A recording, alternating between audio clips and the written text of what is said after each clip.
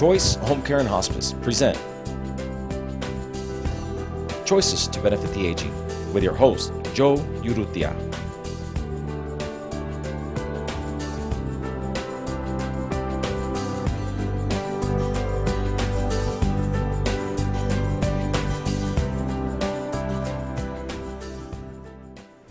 Welcome to Choices to Benefit the Aging. I'm Joe Urrutia, Community Senior Service Coordinator for Choice Home Health and Hospice.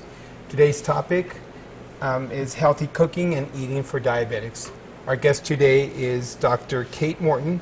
She is a clinical pharmacist at Centro de Salud Familia La Fe, and Chef Pacheco, Hank Pacheco, and he is the head of the La Fe Culinary Arts and Education. Welcome to our program today. Thank you so much for having us, Joe. Dr. Morton, regarding diabetes, what is diabetes?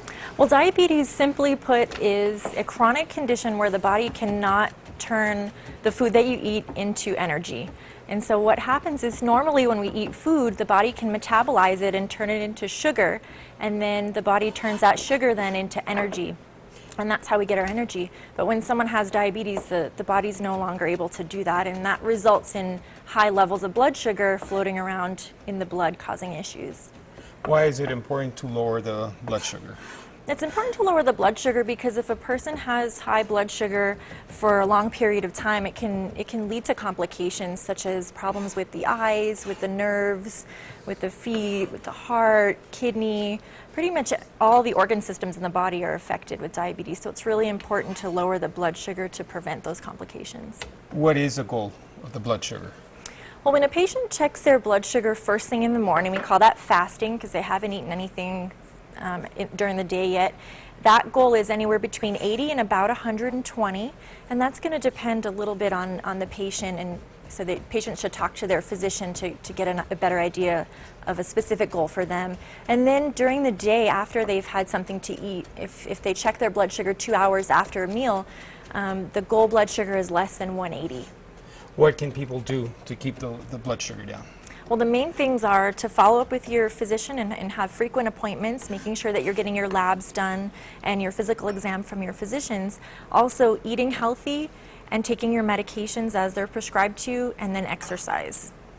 Now we have here Chef Pacheco Yes. preparing our dish here. And what's the name of the dish? Today's dish is going to be spicy fish tacos. It's very low in carbs and very, very healthy and very tasty for people that do have diabetes. Okay. What are the ingredients here?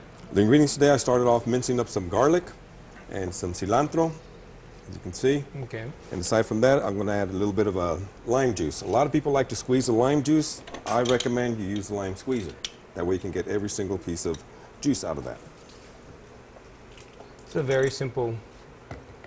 The recipe calls for Recipe 1 here. tablespoon, so really about 2 limes. It calls for 2 limes for it, and you can get Okay. all the juice that you can out of there.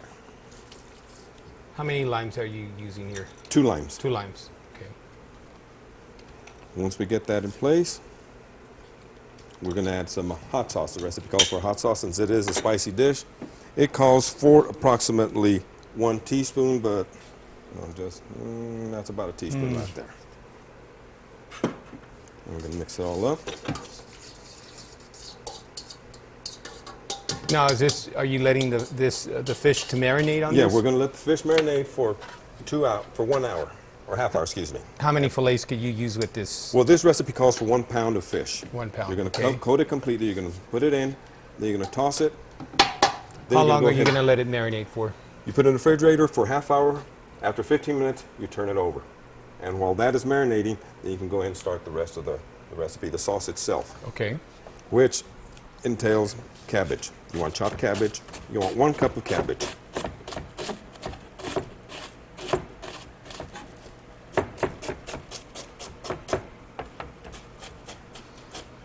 You mentioned on the focus of carbohydrates.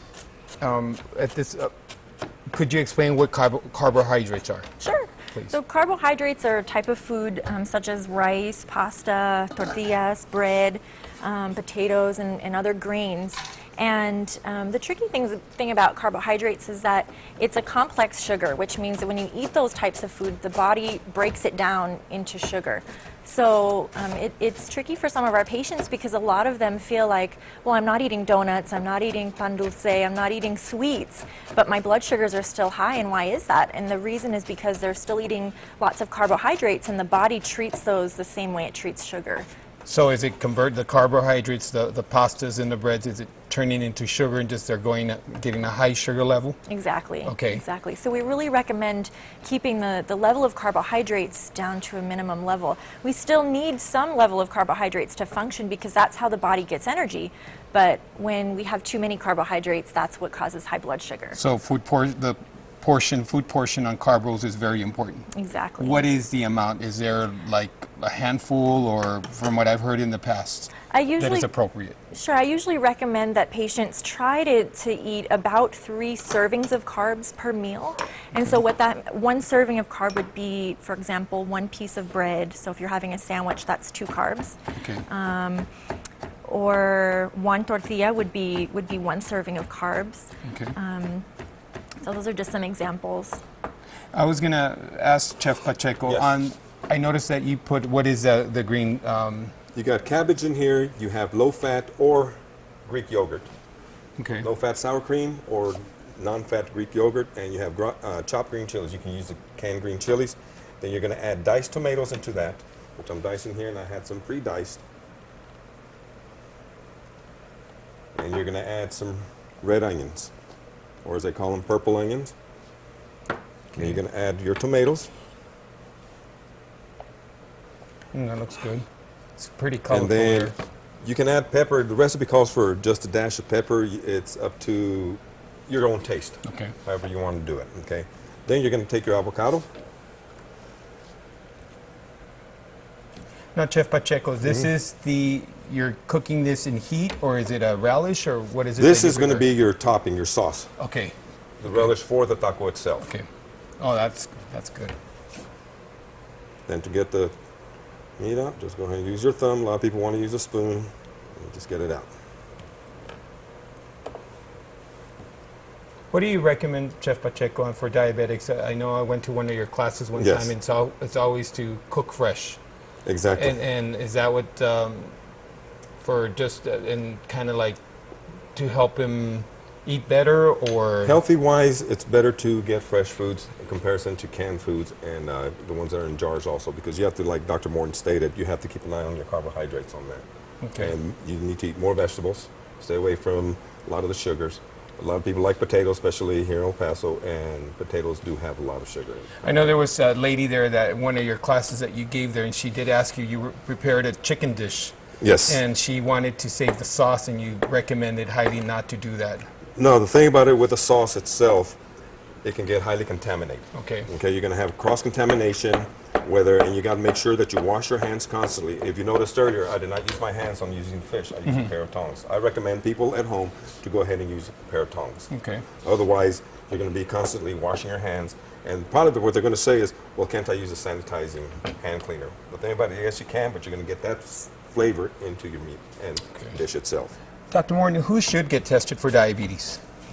Well, Joe, that's an interesting question. A lot of times diabetes goes undiagnosed. People have no idea that they have it. And part of that reason is that a lot of times there's no symptoms associated with it. Now, some people, once their blood sugar gets high and is high for quite a while, some people will actually develop symptoms, which would include that they have to urinate very frequently, that they're constantly thirsty, and that they may feel a little more tired than usual. But because this is such a progressive disease that starts and builds slowly over time, a lot of times the body will get accustomed to it and the patients will not have any symptoms. And so you may feel totally fine, but in reality you may have diabetes. So I would recommend, if people have never been tested for diabetes, that they do get tested, just to make sure, especially if they have a family history of the disease in their family. And family history, again, that is something that we should look for also, that if there is family member that has had diabetes, especially like in my family, I'm noticing my mother's side of the family, my father's side, Yes. I'm more susceptible that I could be I could have diabetes in the future, Yes, correct? exactly. Okay. And it's tricky because a lot of people are afraid to get tested because they've seen family members get sick and even die because of the diabetes, because of complications of the disease. And so I think people are sometimes scared of getting tested because they don't maybe want to know. Maybe it's easier for them to go along living without knowing that they have this disease. Now, if you don't treat diabetes, can it get worse? It can. The sugar that's in the blood is actually very dangerous. It can, as I alluded to before, it can even poison some of the organs in the body, such as the nerves and the kidneys and the eyes and even the heart as well. And so eventually, if it's untreated, people could have to get their toes or feet amputated. They may develop a heart attack or a stroke. They could go blind. It could also lead to kidney failure, where people would have to be on dialysis. And so those are some of the scary complications of diabetes. But the good news is that once you know you have it, it can be managed. You can help to manage it. It is a manageable disease. Exactly. What are the preventions that people should take? Cooking is one. Yes. Taking control of your diabetes through eating right. Right. Taking their medications. Taking their medications that are prescribed through their physician. A lot of times people are very afraid to start using insulin. That's one that we get very often. People are afraid to inject insulin. But the reality is that it's not painful. It's a very simple injection. I mean, it is scary initially, but once you know how to do it, it can be really easy. And it's one of the most natural medications we have because it's something that the body should be producing anyway. And so that's a great way to get your diabetes under control. But we hear a lot of times that the patients think that it's a very negative step in their diabetes management. But not only, there's also pills out there, right? That you can take. Are. You don't necessarily, not everybody is put on insulin, injectable, correct? Correct. It depends. It depends on the severity of the condition. But that's a choice that the patient would make with their physician. I was going to ask you, there's two diabetes, diabetes 1 and diabetes 2.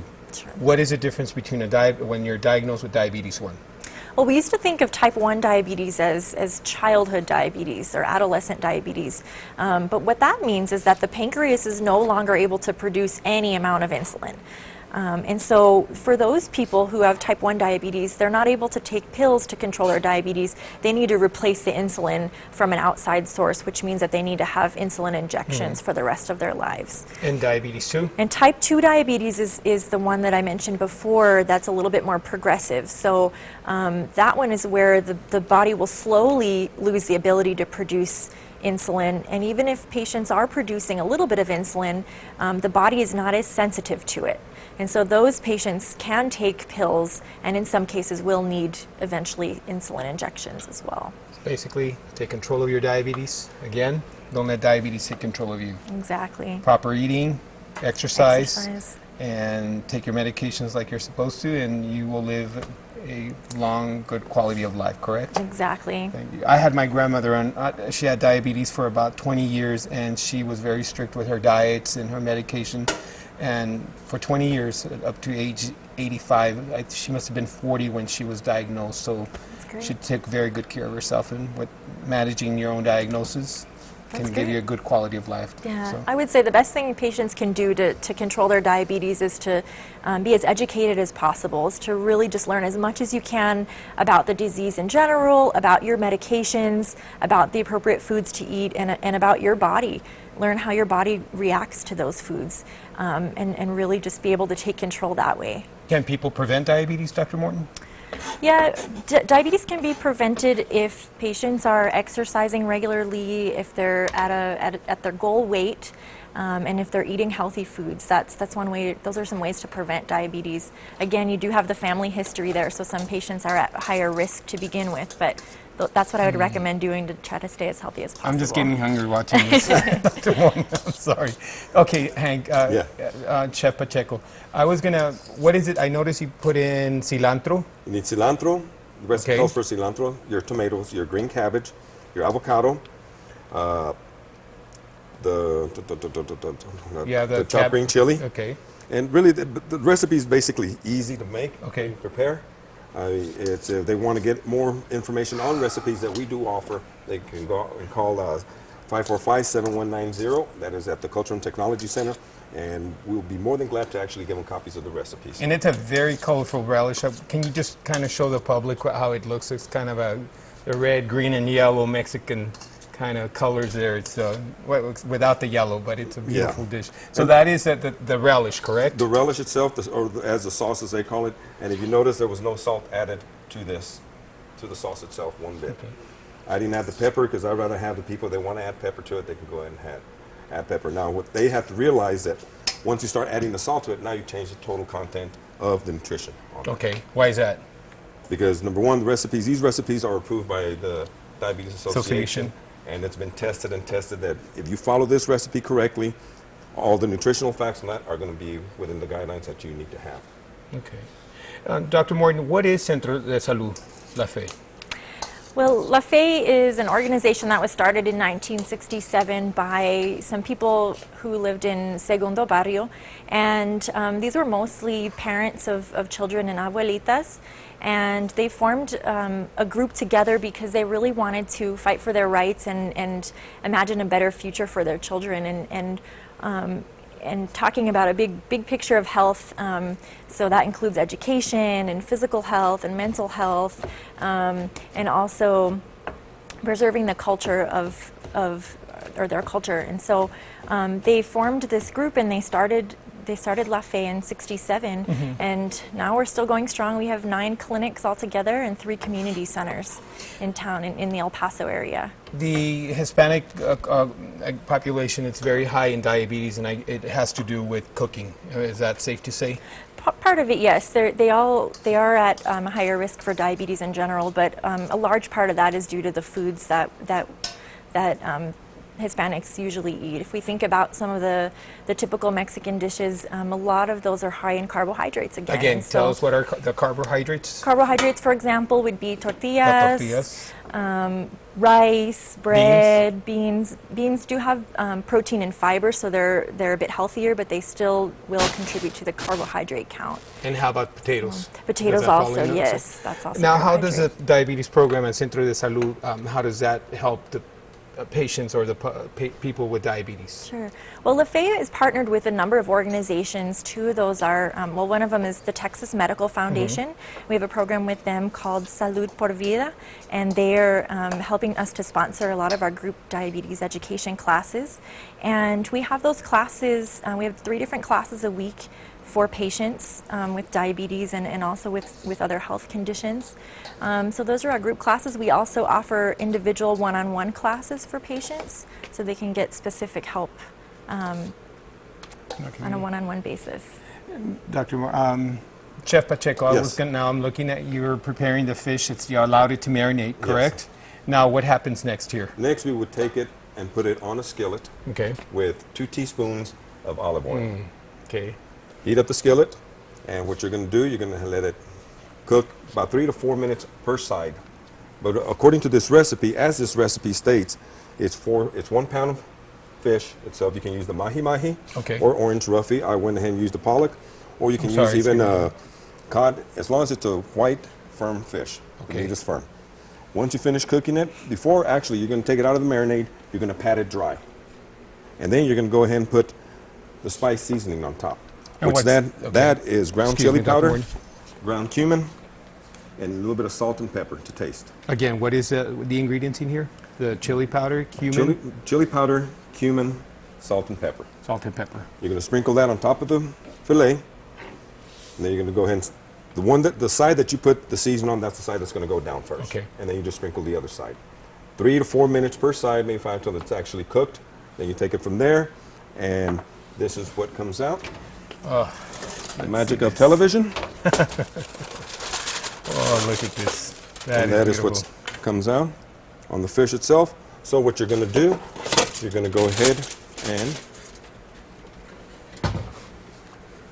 corn tortillas. The recipe calls actually for 1 taco. Okay. Per food portion again, per right? portion as far as carbs are concerned. But you can go ahead and have up to 3 servings. Okay. With the example as far as the corn relish salad that we made. We're going to go ahead and take a taco. We're going to cut pieces. Dr. Martin, who can use the diabetes clinic there? Well, for our diabetes program, for our group classes, anybody from the community as well as LaFay patients can attend those. Those classes are free. We do recommend that patients or that participants of the group classes do become members of LaFay just so that they can use the rest of the services that we offer. And what are the services that you offer there? We have a dental clinic, we have social services, of course a medical clinic, we have a full pharmacy in-house. Patients can visit with a clinical pharmacist such as myself to go over their medications, to quit smoking. Again, of course, we have the cooking classes with Chef Hank. And I've been to those classes there, and they're amazing. They're very popular. So tell me a little bit about the group classes that you have there at LaFay. Well, on every Wednesday at 10 o'clock, we have a group class for diabetic patients specifically. Okay. Thursday at 10 o'clock, we have cardiovascular health. So we teach about the heart and how to stay heart healthy. And then on Friday is our weight loss class, again at 10 o'clock, just for anybody who wants help with weight loss. And how can people participate in the programs? Well, for more information, I recommend calling our Diabetes Collaborative phone number, which is 545-7088, and they can ask some more specific questions about the classes. But patients don't need to be registered in order to attend the group classes. Okay. I'm going to go with Dr. Chef Pacheco. I'm sorry, Chef Pacheco, you already prepared the dish here, and we have there is your final product here. Yes, sir. This is a corn salad. It's made with either frozen or fresh corn. You use red bell peppers, green bell peppers, minced onion, tomatoes, olive oil, lime juice, and a little bit of black pepper. And I'll make a reference again. As you notice, there was no salt involved on making this salad. Chef Pacheco and also Dr. Martin, I want to talk about food portion. And here, it's in the United States, we have double portions. Even when you go into a restaurant, I have a tendency always kind of cutting my plate in half, my potatoes and is that highly recommended for people that are trying to look for their weight? And also, is food portion very important in diabetics? Sure, absolutely. To control it. And why is that? Well, there aren't any foods that diabetics cannot eat. I mean, we recommend staying away from the sweet stuff and staying away from the carbs, but there's really no foods that are off limits. It's all about portion control. So if you want to have a little small piece of birthday cake because it's your nephew's birthday, that's okay. You just need to make sure that that's a small piece and that it's not an everyday thing. So portion control is very important, and you bring up a good point about eating out. There's so many of our restaurants that serve huge portions, and we're tempted to eat it all because it's so delicious. But one recommendation is to just try to eat half of what's on your plate for the meal that you're there for, and then take the rest home and eat it the next day for lunch or the next day for dinner. And that's what I've been doing, trying to work with my weight and also with my food portion. As for the public, where can they go to register at LaFay? You can register at LaFay by bringing in your your government-issued picture ID, also your proof of income and your proof of address. But for more specific information, I would refer people to our main number, which is 545-4550, and they can ask specific questions about the registration process. Chef Pacheco, understand you also have a catering through LaFay, yes, correct? We do. We offer catering for anywhere from groups of 25 up to 130, which we can accommodate there at our Culture and Technology Center, also known as the CTC. They can go ahead and call 545-7190, and they will get in contact with me. They will transfer the phone call. We prepare all our foods. Everything is fresh. We even offer breakfast and lunch, Monday through Friday. Breakfast from 7:30 in the morning to 10, and lunch from 12 to 1:30. Also, all our foods are fresh, low sodium. I personally go and buy all of the produce that we use, to include the fish. Today when I went and bought the fish, ground beef, et cetera, and all of that. Okay. Dr. Morton, please tell us a little bit more about the Centro de Salud LaFay. And it's, I know that it's a federally qualified community health center. Yes. And what else can you tell us about? So as far as the clinic in general, it's a federally qualified health center. Okay. We do sponsor lots of programs there, as I alluded to before. We have the dental clinic, social services. We have an optometry clinic, so patients can get their eyes checked, which is also something very important for our diabetic patients. So we do have that in-house. We have a full pharmacy. We have a WIC program for women, infants, and children to help with things like breastfeeding and healthy eating for anywhere from pregnant women all the way through infancy and healthy things to feed your children. So again, we're trying to prevent diabetes from even happening in the first place. We have a number of different community events that we hold in the Cultural and Technology Center where Chef Hank works. And, well, thank you, Dr. Morton, for being on our program today. Sure. And also Chef Pacheco, we look forward to having you in the future. Thank you. Regarding these recipes, Yes. where is it that you can recommend the public to look? Can they go online? They can go or is online to the there- American Diabetes Association, or actually they can actually even just Google recipes for diabetics. And Okay. it will give you different websites where you can go, or you can actually even go to Barnes & Noble. They have a wide selection of different recipes. But there is a Latino cookbook that That that is is out American there, right? Diabetes Association just print one out where it's one side is English, the other side is Spanish. And I saw that cookbook you had. I saw it the last time I went to Yes. your open house there, and I advise the public to look at this cookbook. It's amazing. Yeah, they can, and like I it's, said, they can go ahead and call the number and they can request, okay, what recipes, or we can give them actually both English and Spanish. We can make copies for them. cook fresh, eat at home, Watch your portions. watch your portion, take control of your diabetes. Is that safe to say? Don't let Exactly. diabetes take control of you, Exactly. and take control of your diabetes through eating healthy. Learn how to cook. If you don't know how to cook, learn how to cook, especially the recipes that the Diabetes Association Yeah, and they're very offers. simple recipes, very step by step. They're not too extravagant. A lot of people think, oh, well, you're cooking for diabetics, or any type of recipe that I can't do it. Anybody can do it. And this was a very basic, simple recipe that you provided here today. Oh, yes, very easy, simple. All the condiments, all the ingredients that I use today and use on a day-to-day basis, you can buy it at your local mom and pop store. Okay. Thank you, Chef Pacheco and Dr. Morton, for being on our program today, and we look forward to having you in the future. Thank you, Thank Jeff. you. It was a pleasure. I'd like to thank our public for watching us today on Choices to Benefit the Aging. If you have any questions regarding your home health benefit, you may call me, Joe Urrutia, or for your home health and hospice services, Robert Vasquez, at 544-0044. Again, that number is 544-0044. Please look at your Southwest Senior Magazine for weekly topics on Choices to Benefit the Aging, and we look forward to having you here next week with us. God bless you. Thank you very much for watching us today. Choices to Benefit the Aging has been brought to you by Choice Home Care and Hospice. For more information on this program, go to El Paso Southwest Senior Magazine at www.southwestsenior.com. Furniture provided by Copenhagen, 6550 North Mesa.